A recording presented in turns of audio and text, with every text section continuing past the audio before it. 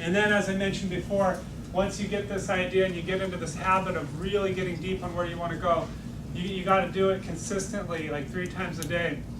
And they recommend that you do it when you're kind of sleepy, when you're not so on guard with your analytical left brain self. And a key thing that has helped me is you try to cement it with positive emotion. When I was a kid, a teenager, I would do affirmations and try to help myself see myself in a new way. I recorded my little audio tapes and would listen to them while I was working out at 24-hour fitness. But since I learned the idea of you really get into a place where you're imagining with deep emotion the joy and the satisfaction you'd be feeling, and then you kind of cement that in. But the key is to do it consistently. And there's a story in one of the books that I recommended where NASA, how NASA astronauts were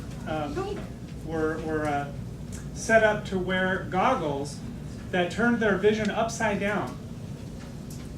And so they did this as an experiment, and they had to wear the goggles all the time. It was very, of course, discombobulating at first, and some of them wouldn't do it.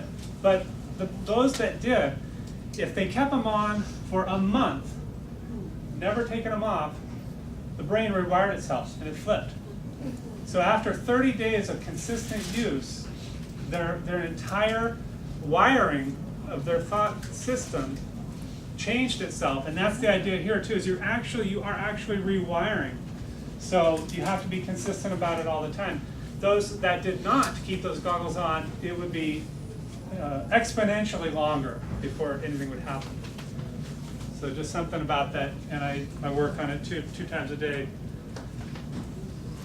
All right, so a big part of focusing, though, is not just kind of gathering all these ideas, but then it comes down to eliminating ideas, carving away, getting down to the core, what you have, all this material. And a big key component of that is the idea of sacrifice. What are you willing to sacrifice? It was one of the questions in the survey, and it's a tough question to think about, especially when you consider that sacrifice is never really about sacrificing the bad for the good. That would not be a sacrifice. We'd have no problem saying no to stuff that's bad. It's always a matter of what's good and what's really great, and getting clear on what would be good for me to do. Would it be good for me to eat this, chocolate Haagen-Dazs ice cream? Yes, I would really love it, And I do indulge in that. That's one bad example because I do it all the time. But you think about what kind of sacrifices you're okay with, and I think that this is important for anybody going into a passionate business like photography, because as many of you have found out, that there's a lot of hard work involved. And are you okay with spending hours at the computer doing Photoshop work, and then hours at the computer doing keywording and all the other things that we talked about? That is a sacrifice. You're sacrificing your time for the dream. So think about that. Think about the things that are cons, that they're okay with you.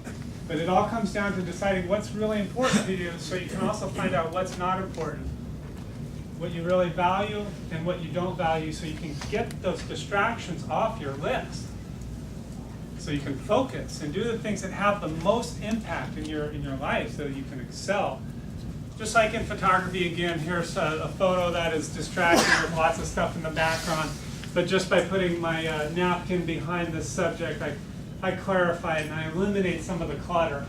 And when you do that in your life, in your photography business, you will find that all of a sudden your time is multiplied, and you're getting so much more done, you're being so much more productive. And then the important thing is, now that we've covered this, we've gotten this vision of ourselves, it is not enough. It must be combined with venture. It is not enough to stare up the steps. We must step up the stairs as well. So this is a very important fact as you're doing this goal setting, as you're thinking about where you really not just pipe dream about, but you really, really want to go there, then you have to start putting it into action right away. Even if it's some small step. You're going to send out some thank you cards to some local editors, or you're going to put out a proposal or a query about your book. Whatever it is, you take a small step in the direction.